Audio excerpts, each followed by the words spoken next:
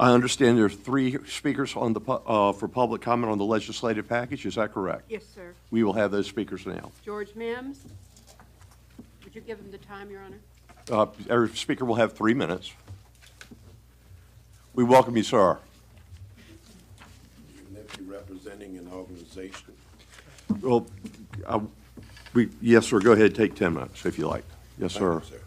Thank you. On the issue of the legislative package, let me be very clear. First of all, normally they tell you to say it. My name is E. George Mims, president of the SeaTac Community Civic League, the oldest African-American civic league in the city, 106 years old. We specifically oppose this legislative package item number 2. That's all, just item number 2, as it relates to the Virginia human rights issue.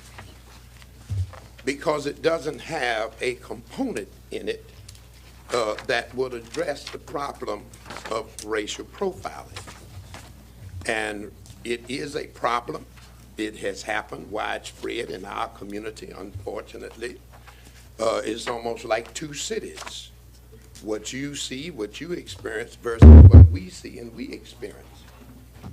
I submit this on the basis of the fact we had a meeting in the church. A number of pastors were there and citizens. And the pastor raised the question, how many persons had been stopped by the police and just stopped, nothing done, no traffic violation, just stopped. Almost every hand in the room came up, including pastors. We have had the problem of racial profiling involving a former elected school board official who happened to be African American. He was also a pastor, because he was jogging in his neighborhood. It was an affluent neighborhood, yes. But the problem is widespread. I have been a victim of it. Many have been a victim of it. As far as the SeaTac community, it occurred on the evening of August 5th at approximately 8 p.m. to a gentleman in our community who happened to be a 35-year football track coach for First Colonial.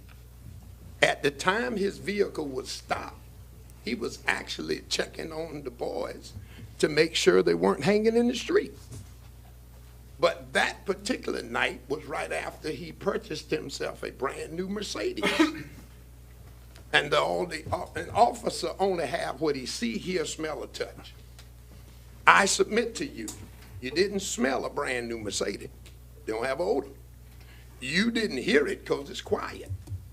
You didn't touch it because it was moving. So the only thing the officer had to act on was his sight. And the only thing he saw was a brand new Mercedes, black male with a baseball cap. That is insufficient to subject a person to a Terry stop by the laws of Virginia. That's a hunch. Then it was said in response to our complaint on it that the officer had stopped him because the tag did not come up. I submit to you, the police officers already knew. New car tags might not come up because Virginia stopped using the red and white paper tag. They issued a dealer a whole box of metal tags, permanent tags. And until the dealer turned in the paperwork, it don't come up. But without a traffic violation, or Mr. City Attorney, as the Supreme Court say, a crime afoot, there's no cause to stop the car. You just can't do random stops, not even in Atlanta's apartments. Because if you're going to have a checkpoint to stop people's cars, they're supposed to come here to you and get an ordinance first, pursuant to the laws of Virginia. So racial profiling is an issue, and if I may have this made a part of the record, Mr. City Attorney, if you keep one for yourself, pass it around, and I'll pass one out on this side.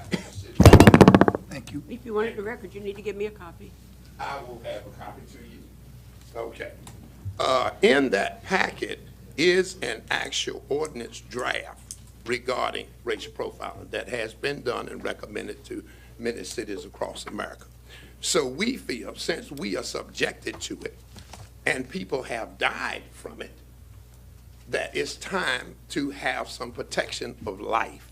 So since you're dealing with Virginia human rights issue, we would ask that you be considerate of a problem that we are most often subjected to. And it has been some bad situations. We've had a Mike Brown here.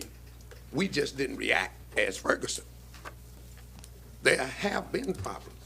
And that's why we would ask that if you're going to ask the legislator to tweak the law on human rights, that those rights against governmental discrimination by an agent, which is an officer, only bad cops use it.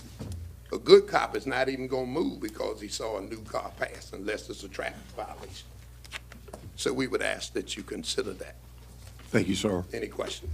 Question? Thank you very much. Thank you. Next speaker, please. Dr. James Allen, and the next speaker would be Diana Howard.